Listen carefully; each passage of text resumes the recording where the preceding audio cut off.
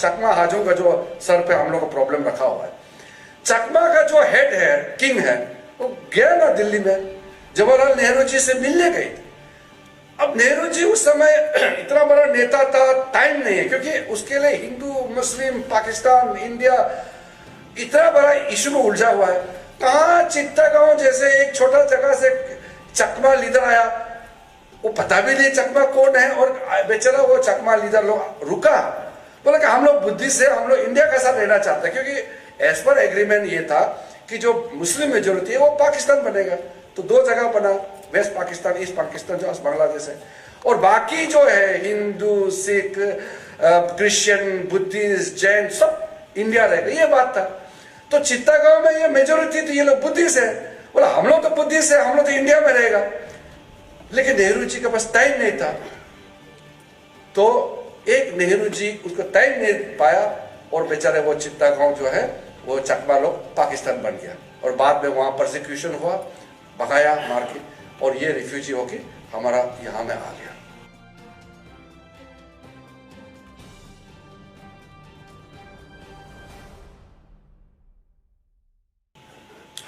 कहानी लंबा है, कहानी बताने का समय नहीं है, लेकिन मेरा कहने का ये मतलब है कि अब ये लोग आके बैठ गया। बैठने के बाद में इसका नंबर इलीगली बढ़ते क्या, कोई चेक करने का कोई साधन नहीं।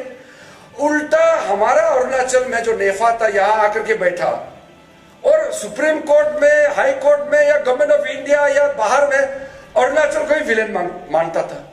मुझे याद है जब एसबी चवन होम मिनिस्टर था इंडिया का, थुंगन साहब का सर हम लोग गए थे।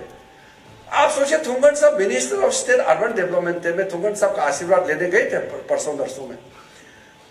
थुंगन साहब के साथ गए थे, जाते ही वो इतना सीनियर मिनिस्टर है, होम मिनिस्टर ने डांट दिया, आप ये स्टूडेंट लोग का साथ क्यों आता है, ये तो गुंडा है, ये लोग तो ये चकमा हाजों को थ्रेटन करता है, रिफ्यूजी को थ्रेटन करता है, रिफ्यूजी को गवर्नमेंट ऑफ इंडिया ने बिठाया, आप लोग क्यों ऐसे तंग करते हैं बोल के थुंगन साहब बोलते हैं, why have you come with this goonda people, they are not good, ये बच्चे लोग को समझाओ।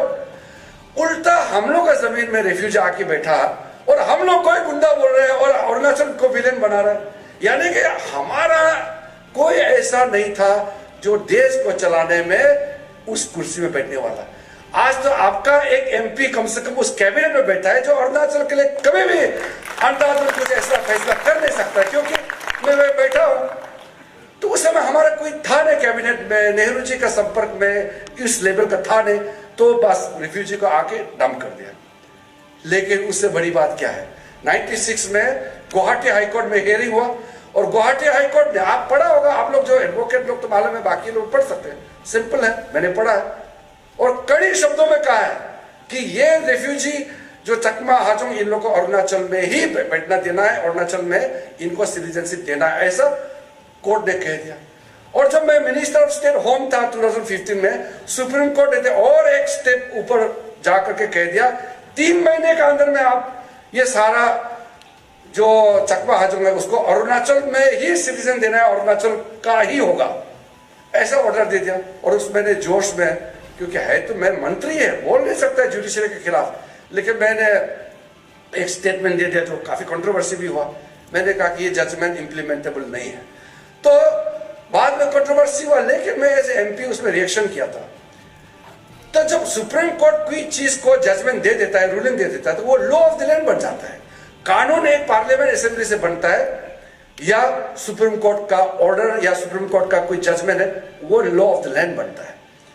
जब सुप्रीम कोर्ट ने कह दिया कि चकमा हाजों को अरुणाचल का ही इंडिजिनस माना जाएगा, क्योंकि उनको इतना साल हो गया, वो भारत सरकार ने लाया, और अरुणाचल में ही सिर्फ भारत का सिटीजन नहीं, अरुणाचल में बैठ के अरुणाचली होके ही सिटीजन मिलना है। आप बताइए क्या रास्ता बच गया।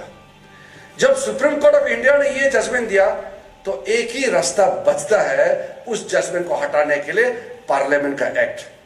और मैं आपको ये गर्व के साथ बताता हूं, जब सिटीजनशिप अमेंडमेंट बिल लाया था, हमारे यहाँ प्रोटेस्ट हुआ, असम में हुआ, अरुणाचल में भी हुआ, कई जगह में हुआ। डेमोक्रेसी है, प्रोटेस्ट करने का राइट होता है। लेकिन अगर सिटीजनशिप अमेंडमेंट बिल हम लोग पास करके एक्ट नहीं बनाता, तो सुप्रीम कोर्ट का जो ऑर्डर को बचने का कोई चांस नहीं था। इसलिए जब अमित शाह जी जब आए थे, तो सीएम साहब ने बताया चकमा का रिप्रेजेंटेटिव को बुलाया और अमित शाह जी, मैं था, डिप्टी सीएम साहब था उसमें शायद, और सीएम साहब और हिमंत बिश्व शर्मा थे। तो हम लोग वहां पे क्लियरली चकमा के प्रतिनिधियों को क्लियरली कहा, आप लोग कंफ्यूजन में मत रहिए, आप लोग मन में ये रखिए कि आप लोग अरुणाचल छोड़ के जाना ही पड़ेगा।